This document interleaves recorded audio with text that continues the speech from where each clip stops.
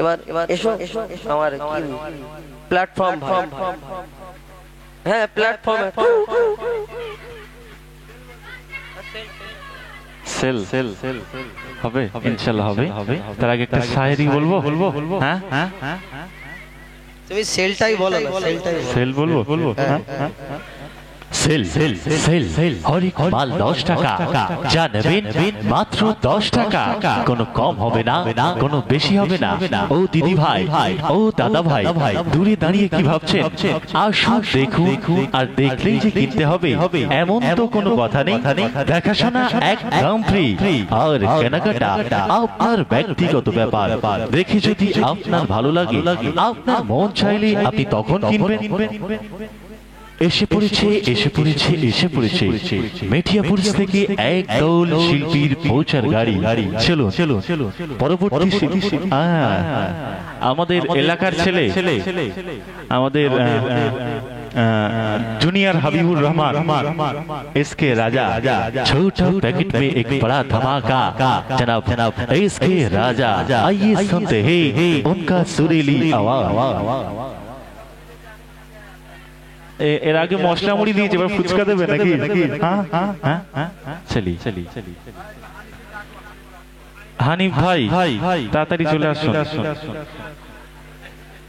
All audience कृपया ध्यान दें, आप माइक पे आ रही है जनाब एमडी राजा। আজকে আমরা এখানে বিদায় নেব। সরি, কবি মরহুম আবুল কালাম সাহেব তার লেখা, তিনি দুনিয়ার মধ্যে আর নেই, তো সেই দয়ার নবী মায়ের নবী দো জাহানের বাদশা তার সম্পর্কে কবি ছন্দের মাধ্যমে লিখছে। আই রে সোনা আই মোর মাটির দাবা, আই রে সোনা আই মোর মাটির দাবায়, আই রে সোনা আই মোর মাটির দাবায়, আই ও লোখড়ের ঘরে, ও মোর নোট মোর ছেড়া মাদুর, ও মোর নোট মোর ছেড়া মাদুর, তোকে রাখবো বুকে করে। আই রে সোনা আই মোর মাটির দাবায়, আই রে সোনা আই মোর মাটির দাবায়, আই ও লোখড়ের ঘরে, ও মোর নোট মোর ছেড়া মাদুর, তোকে রাখবো বুকে করে। আই রে সোনা আই মোর মাটির দাবায়। আমার দয়ার নবী যখন এই দুনিয়ার মধ্যে আসলে, ওই মক্কা মদিনার অলি গলিতে আমাদের ঘরে বাচ্চা কাচ্চা জন্মগ্রহণ করলে আমরা কত কি খুশি মানাই না, কত কি কিনে আনি খুশিতে মিষ্টি দিই। কিন্তু মক্কা মদিনার অলি গলিতে আমার নবীর আসার খুশিতে কি হচ্ছিল, কারা কি করছিল, নবী ছন্দের মাধ্যমে লিখছে। তো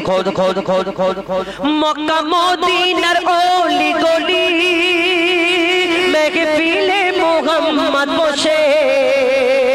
কুরআনের গজল শোনাতে জিবরিল আমিন আসে। মক্কা মদিনার অলি গলি মেহফিলে মুহাম্মদ বসে কুরআনের গজল শোনাতে জিবরিল আমিন আসে। আজ গাইছে শামা পড়ে আল্লাহুম্মা, আজ গাইছে শামা পড়ে আল্লাহুম্মা, ওর সাইয়্যিদিনা কে ঘিরে। দেখো কালো ভ্রমর খুব নাচায় কোমর, দেখো কালো ভ্রমর খুব নাচায় কোমর, ওই ওলিও মাথা নাড়ে। আই রে সোনা আই ওর মাটির দাবায়। এই দুনিয়ায় আমরা বেঁচে আছি এখন, আমরা মনে করছি আমার ক্ষমতা আছে, কিন্তু একবার জ্বর হলে বুঝতে পারবে, যখন ক্ষমতা থাকবে না তখন মনে করে আল্লাহ কি দুনিয়া, এই দুনিয়া ছেড়ে চলে যেতে হবে, ওই সময় মনে পড়ে। কিন্তু এই দুনিয়া ছেড়ে সকলকে চলে যেতে হবে, সকলে জানা, কিন্তু জেনেও আমরা অজানা থাকি। কেন? আমরা লক্ষ লক্ষ টাকার পিছনে ছুটি, টাকার পিছনে ছুটি, কত টাকা জমাবো, আমার বউ বাচ্চা আরামে থাকবে, কিন্তু তুমি যেদিন মরে যাবে ওই বউ বাচ্চা 4 দিন 1 মাস 41 দিন খুব জোরে একটু ওয়াজ খতম হবে, তারপর ভুলে যাবে কি কাল কিয়ামতের ময়দানে যে বউ বাচ্চার জন্য ভুল করলে ওই হারাম কামালে যে বিবি বাচ্চার জন্য জমিয়ে রেখে গেলে কাল কিয়ামতের ময়দানে কেউ তোমাকে চিনবে না লক্ষ লক্ষ তোমার টাকা আলমারি ভর্তি তুমি যে কাপড় কিনবে নিজের টাকায় সেই ক্ষমতা থাকবে না শুধু চিৎপাত হয়ে শুয়ে থাকবে সেই সম্পর্কে কবি মরহুম আবুল কালাম সাহেব কবি তিনি তার মনের কথা কি লিখেছেন শেষ কথা লিখছে দেখো কে কিনবে আমার কাপড় আপন বলে মোর কিছুই নয় দেখো দেখো মোর দু হাত খালি নিজের বলে মোর কিছুই নয় আর আমার জমানো ধন দৌলত আপন জোনা সব নিয়ে নিল মোর মরণ যখন ঘনিয়ে এলো আমায় তখন সব ভুলে গেল এই স্বার্থের দুনিয়া নেই মায়া দয়া স্বার্থের দুনিয়া নেই মায়া দয়া শুধু তোর কাছে নিতে পারে যখন তোর থাকবে না কিছু সবাই হাঁটবে পিছু আবুল কালাম অসহায় থাকবি পড়ে আবুল কালাম অসহায় থাকবি পড়ে আবুল কালাম অসহায় থাকবি পড়ে আই রে সোনা আই ওর মাটির দাবাই আই রে সোনা আই ওর মাটির দাবাই ভুবনে তুমি অনন্য উপহার মুক্তিদাতা আল আমিন নবী আমার ভুবনে তুমি অনন্য উপহার খোদার পরে নিশান মগত বুদ্ধিমান খোদার পরে নিশান মগত বুদ্ধিমান নূরে নূরানি তো রূপের বাহার মুক্তিদাতা আল আমিন নবী আমার ভুবনে তুমি অনন্য উপহার মুক্তিদাতা আল আমিন নবী আমার ভুবনে তুমি অনন্য উপহার আমার নবীকে আল্লাহ এত সুন্দর করে ধরনীর বুকে পাঠালেন আমরা যদি কোনো আলো ঘরের মধ্যে আলো জ্বলে লাইট জ্বলে সেই ঘরে ঢুকে গেলে আমাদের ছায়াতে সেই ঘরটা অন্ধকার হয়ে যায় কিন্তু আমার দয়ার নবী অন্ধকার ঘরের মধ্যে যদি ঢুকে পড়তেন কি হতো কবি ছন্দের মাধ্যমে লিখছে দেখো আধার ঘরেতে তোমার আভাতে সুচ খুঁজে পাওয়া যেত তোমার বিনয়ী শালীন ব্যবহার সবাইকে মুগ্ধ করিত আধার ঘরেতে তোমার আভাতে সুচ খুঁজে পাওয়া যেত তোমার বিনয়ী শালীন ব্যবহার সবাইকে মুগ্ধ করিত মিষ্টি মধুময় মুখের ভাষা তোমার মিষ্টি মধুময় মুখের ভাষা তোমার অনুপম তুমি সেরা রূপকার মুক্তিদাতা আল আমিন নবী আমার ভুবনে তুমি অনন্য উপহার মুক্তিদাতা আল আমিন নবী আমার ভুবনে তুমি অনন্য উপহার আমার দয়ার নবীকে আল্লাহ এত সম্মান এত ক্ষমতা দিয়ে ধরনীর বুকে পাঠালেন এক যুদ্ধের ময়দানে একজন সাহাবী চোখ ছিটকে পড়ে গেল চোখ ছিটকে পড়ে গেল কোনো ডাক্তারকে যদি বলুন না আবার লাগিয়ে দিতে আবার সেই চোখে দেখা যাবে না কি হয় কবি ছন্দের মাধ্যমে লিখছে দেখো যুদ্ধের ময়দানে চক্ষু জমিনে খসে পড়ে এক সাহাবী রাসূলের কথায় চক্ষু ফিরে পায় ছিল এমনই এক নজির যুদ্ধের ময়দানে চক্ষু জমিনে খসে পড়ে এক সাহাবী রাসূলের কথায় চক্ষু ফিরে পায় ছিল এমনই এক নজির আগের তুলনায় যে চক্ষু ফিরে পায় আগের তুলনায় যে চক্ষু ফিরে পায় বেড়ে গেল তাতে দ্বিগুণ পাওয়ার মুক্তিদাতা আল আমিন নবী আমার ভুবনে তুমি অনন্য উপহার মুক্তিদাতা আল আমিন নবী আমার ভুবনে তুমি অনন্য উপহার শেষ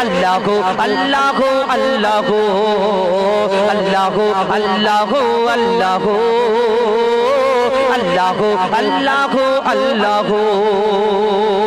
ইউনুস নবীকে বাঁচালে মাছের পেটে ইব্রাহিমকে বাঁচালে ওই আগুন থেকে ইউনুস নবীকে বাঁচালে মাছের পেটে ইব্রাহিমকে বাঁচালে ওই আগুন থেকে নমরুদকে মেরেছো এক মশার বাহানায় বিনা বাপে ঈসাকে পাঠালে ধরায় নমরুদকে মেরেছো এক মশার বাহানায় বিনা বাপে ঈসাকে পাঠালে ধরায় তুমি সবই পারো তুমি বাঁচাও মারো তুমি সবই পারো তুমি বাঁচাও মারো জালে জালালুহু আল্লাহ আল্লাহ আল্লাহ আল্লাহ আল্লাহ আল্লাহ আল্লাহ আল্লাহ আল্লাহ আল্লাহ আল্লাহ এই জাঙ্গালিয়া অনুষ্ঠান হচ্ছে চারিদিকে কত লাইট লাগানো হয়েছে কিন্তু এই লাইট গুলোর পিছনে একটা রাজ রয়েছে কি প্রত্যেক লাইটের পিছনে কিন্তু একটা তারের কানেকশন করেছে আর এই তারের কানেকশন ইলেকট্রিক ম্যান যিনি ইলেকট্রিকের কাজ করে তিনি তারটা লাগিয়ে কারেন্টে আবার জয়েন করেছে আবার সুইচ মারে জ্বলে বন্ধ করে দিলে বন্ধ হয়ে যায় কিন্তু এই যে লাইট গুলো জ্বলে এর পিছনে ওই তার না দিলে জ্বলবে না আবার এখন চার্জিং সিস্টেম লাইট উঠেছে পৃথিবীতে কিন্তু আল্লাহ সব পারে তার প্রমাণ প্রত্যেক জায়গায় জায়গায় ছেড়ে রেখেছে কোনটা অস্বীকার করবে কেন বলুন তো আপনাদের এলাকায় দেখবেন টিপ টিপ টিপ টিপ করে জোনাকি লাইট জ্বালিয়ে জ্বালিয়ে ঘোরে চারিদিকে কোনোদিন দেখেছেন এই জোনাকির পিছনে কেউ গিয়ে মিস্ত্রি তার নিয়ে ঘোরাঘুরি তার লাগিয়ে দেবে এরকম না হয় না কোনোদিন দেখেছেন ওই জোনাকি কোনো চার্জিং পয়েন্টে গিয়ে চার্জ দিয়ে নিয়ে আসে আবার টিপ টিপ করে জ্বালাবে না এরকম হয় না আল্লাহ সব পারে তার প্রমাণ কবি ছন্দের মাধ্যমে আর কি লিখছে দেখো বিনা কারেন্টে জোনাকি বাতি জ্বালায় বিনা খুঁটিতে আসমান কেমন ভেসে রয় বিনা কারেন্টে জোনাকি বাতি জ্বালায় বিনা খুঁটিতে আসমান কেমন ভেসে রয় ঝিনুকের পেটে মুক্তা রাখে দয়াময় ৭০০০ ধন মালিক রাখে সাপের মাথায় ঝিনুকের পেটে মুক্তা রাখে দয়াময় ৭০০০ ধন মালিক রাখে সাপের মাথায় সূর্যের এত আলো কোথা থেকে এলো সূর্যের এত আলো কোথা থেকে এলো জানে আল্লাহ শুধু আল্লাহ আল্লাহ আল্লাহ আল্লাহ আল্লাহ আল্লাহ আল্লাহ আল্লাহ আল্লাহ আল্লাহ আল্লাহ আল্লাহ লক্ষ্মী চেনে কত ভিড় হয় প্রত্যেকদিন কাজে যায় আবার কাজ থেকে ফিরে আসে কিন্তু আপনারা ভাবছেন যে আমরা রোজ কাজে যাই খাটি বলে রোজগার করি তবে খাওয়া হয় কিন্তু আল্লাহ সবাই খাদ্য যোগান দিয়ে রেখেছেন আপনি যখন মায়ের পেটের ভিতরে ছিলেন তখন আপনার আল্লাহ খাদ্য যোগান দিয়েছে কোথা থেকে আপনি তখন রোজগার করতেন না কবি ছন্দের মাধ্যমে লিখছে দেখো মায়ের পেটের ভিতরে যে বাচ্চা থাকে তুমি আল্লাহ খাবার জুগিয়ে দাও গো তাকে মায়ের পেটের ভিতরে যে বাচ্চা থাকে তুমি আল্লাহ খাবার জুগিয়ে দাও গো তাকে সারা দুনিয়াতে আল্লাহ তোমার করোনা যত মাখলুক আছে কেউ ভোকা থাকে না সারা দুনিয়াতে আল্লাহ তোমার করোনা যত মাখলুক আছে কেউ ভোকা থাকে না বলে মইদুল ইসলাম জপি তোমারি নাম বলে মইদুল ইসলাম জপি তোমারি নাম নামে আছে মধু আল্লাহ আল্লাহ আল্লাহ আল্লাহ আল্লাহ আল্লাহ আল্লাহ আল্লাহ আল্লাহ আল্লাহ আল্লাহ আল্লাহ আল্লাহ আল্লাহ আল্লাহ আল্লাহ আল্লাহ আল্লাহ শুন পবিত্র পবিত্র নাত রাসূল পবিত্র হামদ বারি তাআলা মহান আল্লাহ পাক রব্বুল আলামিন তানার শানে পবিত্র হামদ শরীফ আপনাদের সঙ্গে আপনারা মন দিয়ে শোনেন বোঝেন তাহলে আপনাদের ফায়দা হবে কিন্তু একটি মা ফাতেমার ঘটনা জীবনী থেকে একটি ঘটনা আপনাদের সঙ্গে তুলে ধরব তাহলে কি হবে আপনারা যদি মন দিয়ে শোনেন তবে বুঝতে পারবেন আর নাচে আমি বলবো আর আপনারা শুনবেন কোনো ফায়দা হবে না একটা ছোট্ট আমার বাচ্চা কি নাম বলে গিয়েছিল তো সেই ও তখন বললো যে দাদা একটা বাংলাদেশি আমি ফেসবুকেতে একটা রিলসের মাধ্যমে গিয়েছিলাম গাড়িতে আস্তে আস্তে তো ওই গজলটা আমার ফেসবুকে ছাড়া আছে এটা একটি বাংলাদেশি গজল এটা আমারও নয় তো আমি গিয়েছিলাম তো ওই কারণে আমাকে এটা বলার জন্য বলেছে তো আমি ছোট করে ওটা বলার পরে আমার যে ঘটনামূলক গজল সেগুলো আপনাদের সম্মুখে তুলে ধরবো ইনশাআল্লাহ কবি ছন্দের মাধ্যমে লিখছে দেখুন বিরহে দিল পড়ে ছায় যে আমার ইয়া রাসূলুল্লাহ বিরহে দিল পড়ে ছায় যে আমার ইয়া রাসূলুল্লাহ আমার কেউ নেই তুমি ছাড়া সাহারা ইয়া রাসূলুল্লাহ আমার কেউ নেই তুমি ছাড়া সাহারা ইয়া রাসূলুল্লাহ বিরহে দিল পড়ে ছায় বিরহে দিল পড়ে ছায় যে আমার ইয়া রাসূলুল্লাহ আমার কেউ নেই তুমি ছাড়া সাহারা ইয়া রাসূলুল্লাহ আমার কেউ নেই তুমি ছাড়া সাহারা ইয়া রাসূলুল্লাহ কত জনে দেখে তোমার কলিজা শীতল হয়ে যায় কত জনে দেখে তোমার কলিজা শীতল হয়ে যায় আমাকে দাও না দিদার একেবারে ইয়া রাসূলুল্লাহ আমাকে দাও না দিদার একেবারে ইয়া রাসূলুল্লাহ আমার কেউ নেই তুমি ছাড়া সাহারা ইয়া রাসূলুল্লাহ আমার কেউ নেই তুমি ছাড়া সাহারা ইয়া রাসূলুল্লাহ বিরহে দিল বেকারার জান গোলামের জং ধরায়ে প্রাণ বিরহে দিল বেকারার জান গোলামের জং ধরায়ে প্রাণ ওয়ারাফানা লাকা যিকরাক তবশান ইয়া রাসূলুল্লাহ ওয়ারাফানা লাকা যিকরাক তবশান ইয়া রাসূলুল্লাহ আমার কেউ নেই তুমি ছাড়া সাহারা ইয়া রাসূলুল্লাহ আমার কেউ নেই তুমি ছাড়া সাহারা ইয়া রাসূলুল্লাহ আমার কেউ নেই তুমি ছাড়া সাহারা ইয়া রাসূলুল্লাহ শুনুন একটি ফরমাইশ মোতাবেক গজল ছোট্ট বাচ্চা তো এখন আমি আপনাদের সঙ্গে আমার ঘটনামূলক গজল যেহেতু এই সময়টা ঘটনামূলক গজল শোনার সময় নয় তবুও আমি আপনাদের সঙ্গে একটি শিক্ষামূলক গজল তুলে ধরি যে গজল শুনলে আপনারা কিছু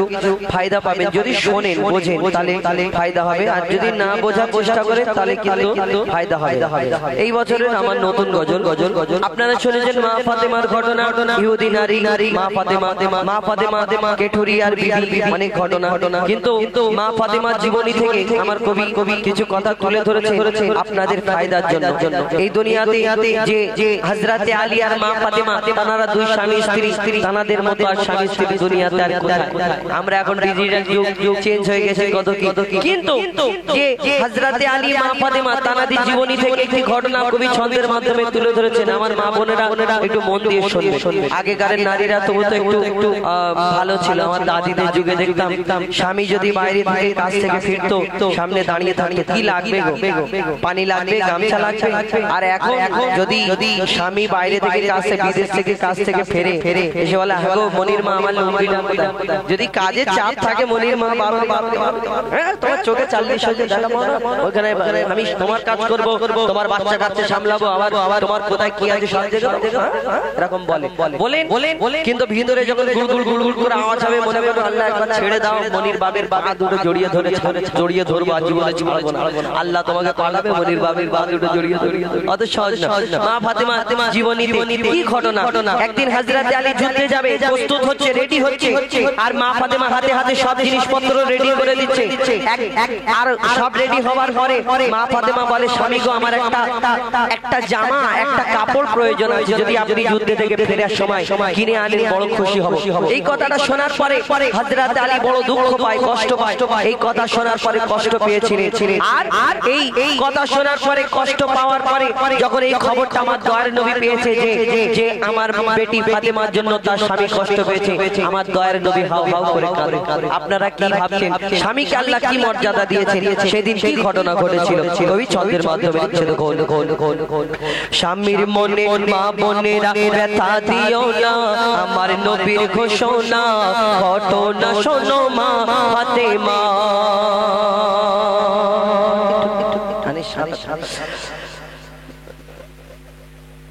ঘটনা শোনো মা ফাতেমা, স্বামীর মনে মা বোনেরা ব্যথা দিও না, আমার নবীর ঘোষণা ঘটনা শোনো মা ফাতেমা। ঘটনা শোনো মা ফাতেমা, স্বামীর মনে মা বোনেরা ব্যথা দিও না, আমার নবীর ঘোষণা ঘটনা শোনো মা ফাতেমা। ঘটনা শোনো মা ফাতেমা। কি ঘটনা শুরু হয়, সেদিন কি ঘটেছিল কবি ছন্দের মাধ্যমে লিখছে। যুদ্ধ করতে যাবে আলী, হাতে নিল তলোয়ার, মা ফাতেমা স্বামীর কাছে করলো এমন আবদার, মা ফাতেমা স্বামীর কাছে করলো এমন আবদার, মা ফাতেমা স্বামীর কাছে করলো এমন আবদার, মা ফাতেমা স্বামীর কাছে করলো এমন আবদার। যুদ্ধ থেকে ফেরার পথে আসবে যখন ঘরে, একটি নতুন কাপড় কিনে আনবে আমার তরে, একটি নতুন কাপড় কিনে আনবে আমার তরে। এই কথা শুনে হযরত আলী বড়ই দুঃখ পায়, যদি আমি শহীদ হয়ে যাই, কে আনবে বলো কাপড় তোমার, কে আনবে বলো কাপড় তোমার। স্বামীর মনে মা বোনেরা ব্যথা দিও না, আমার নবীর ঘোষণা ঘটনা শোনো মা ফাতেমা। কেন দুঃখ পেয়েছিল? তিনি চিন্তা করছে, যদি যুদ্ধ থেকে না ফিরি তাহলে আমার নবী নন্দিনী আমার ফাতেমাকে আমি এত ভালোবাসি, তার এই আশাটা হয়তো পূরণ করতে পারবো না। এই কারণে হযরত আলী দুঃখ নিয়ে যুদ্ধে চলে যায়। এইদিকে ইমাম হাসান ইমাম হুসাইন খেলা করছিল, নানার কাছে ছুটে ছুটে গেল। আমার দয়ার নবী জিজ্ঞেস করে, তোমার আব্বা মা কি করছিল? সঙ্গে সঙ্গে বলে, আমার আব্বা মা আজকে আব্বু যুদ্ধে গেল, কিন্তু মনটা খারাপ করে আমার আম্মা দুঃখ দিয়েছে। এই কথা শোনার পরে আমার দয়ার নবী কেঁদে ফেলে। কি হয় তারপর কবি ছন্দের মাধ্যমে লিখছে। দুঃখ ভরা হৃদয় নিয়ে আলী গেল রনে, দুঃখ ভরা হৃদয় নিয়ে আলী গেল রনে, নানার কাছে ছুটছে এলো হাসান হোসেন,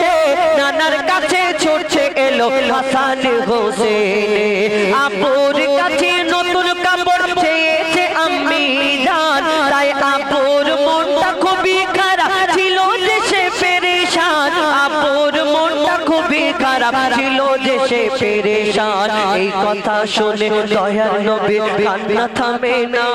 কি ভুল করলো ফাতেমা, কি ভুল করলো ফাতেমা,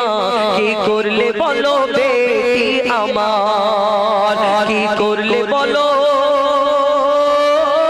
বেটি আমার। আমার দয়ার নবী কষ্ট পেয়েছে, আর মা ফাতেমার ঘরে একদিন দুদিন একদিন দুই দিন আর যায় না, মা ফাতেমা কাজ করে, চিন্তা করে আমার আব্বার শরীর খারাপ হলো নাকি। তখন মা ফাতেমা চিন্তা করে আমি একবার গিয়ে দেখি আমার আব্বার কি হলো। তিনি তো জানেন না কেন কষ্ট কেন আসে না, আমার দয়ার নবী কষ্ট পেয়েছে। কিন্তু মা ফাতেমা ছুটে নবীর দরবারে পৌঁছে যায়, নবীর ঘরে পৌঁছে যায়। আর যখন সামনে দাঁড়ায় আমার দয়ার নবী অন্যদিকে তাকায়, মা ফাতেমার দিকে তাকিয়ে দেখে। আপনারা স্বামীকে কষ্ট দিয়ে আমার বাপের বাড়ি মন করেন, কিন্তু আমার দয়ার নবী যখন মা ফাতেমা বাড়িতে এসেছে অন্যদিকে তাকিয়ে আছে, কেন যে স্বামীকে কষ্ট দিয়েছে, কি হয়েছিল সেটা কবি ছন্দের মাধ্যমে যার মুখ না দেখে ঘুমাতো না দয়ার নবীজি আমার, যার মুখ না দেখে ঘুমাতো না দয়ার নবীজি আমার, রাতের পরে রাত কেটে যায় মুখ দেখে না ফাতেমা, রাতের পরে রাত কেটে যায় মুখ দেখে না ফাতেমা, রাতের পরে রাত কেটে যায় মুখ দেখে না ফাতেমা। মা ফাতেমা ছুটছে এলো আব্বা জানের কাছে, তবু বেটির মুখ দেখে না পেছন ফিরে আছে, তবু বেটির মুখ দেখে না পেছন ফিরে আছে। বলছে নবী ওগো বেটি বাড়ি চলে যাও, আগে স্বামীর কাছে ক্ষমা চাও। বলছে নবী ওগো বেটি বাড়ি ফিরে যাও, আগে স্বামীর কাছে ক্ষমা চাও, তবে করবে ক্ষমা আল্লাহ আমার, তবে করবে ক্ষমা আল্লাহ আমার। নিজের বাড়িতে চলে আসে, আব্বার ঘরে থাকে না, এসে ঘরের দরজাটা বন্ধ করে ডুকরে কাঁদে, মা ফাতেমা কখন আমার স্বামী আসবে, পা দুটোকে জড়িয়ে ধরে ক্ষমা চাইবো। হযরত আলী ফিরে আসে আর পা দুটোকে জড়িয়ে ধরে যখন ক্ষমা চায়, আপনি আমাকে ক্ষমা করে দিয়েছেন এই কথা একবার মুখ থেকে বলো। এই কথা বলা শোনার সঙ্গে সঙ্গে হযরত আলী মা ফাতেমাকে সঙ্গে করে নিয়ে দয়ার নবীর কাছে যায়। কেন হয়তো নবীজি ভেবেছে অন্য কিছু, কিন্তু আমি তো দুঃখ পেয়েছি, ওই কারণে আমার কাছে কিছু ছিল না, কিনে দেবো কোথা থেকে, এই কারণে আমার দয়ার নবীর কাছে গিয়ে হাজির হয়। আর হযরত আলী সব কিছু বলে দেয় যে ইয়া রাসূলুল্লাহ ইয়া হাবিবাল্লাহ আপনার কন্যা আপনার মেয়ে আমাকে কষ্ট দেয়নি। এই কথা শোনার পরেও সেদিন আমার দয়ার নবী মা ফাতেমাকে কি বলেছিলেন, শেষ কথায় কবির মনের ফরিয়াদ দিচ্ছে। দেখো বলছে নবী আল আরাবী শোনো বেটি ফাতেমা, আলী যদি আজ তোমাকে না করি তো ক্ষমা, আলী যদি আজ তোমাকে না করি তো ক্ষমা, আলী যদি আজ তোমাকে না করি তো ক্ষমা, আমি তোমার আব্বা তোমাকে ক্ষমা করতাম না, স্বামীকে যে দুঃখ দেবে আমি নবী তাকে চিনব না, স্বামীকে যে দুঃখ দেবে নবী তাকে চিনবে না। কেমন শিক্ষা দিয়ে গেল নবী তো জাহান, শুনে রাখ মঈদুল ইসলাম বলছিল না মা ফাতেমা, বলছিল না মা ফাতেমা, স্বামীর মনে মা বোনেরা ব্যথা দিও না, আমার নবীর ঘোষণা ঘটনা শোনো মা ফাতেমা। শুনে এই মা ফাতেমার সম্পর্কে ঘটনা বলো, খারাপ ভাববেন না, কেন এখন ডিজিটাল যুগ, ফোন দেখে দেখে আমরা পরিবর্তন হয়ে যাচ্ছি। আবার সমান অধিকার চাই, লড়াই করে সমান অধিকার, ওরা যদি করে আমি কেন করতে পারবো? আরে ওদের ধর্ম আলাদা, আমার ধর্ম আলাদা, আমরা মুসলমান, আমাদের শরিয়ত বলে জিনিস আছে, স্বামীর খিদমতে আল্লাহ রাসূলের কল, আল্লাহ রাসূলের কথা।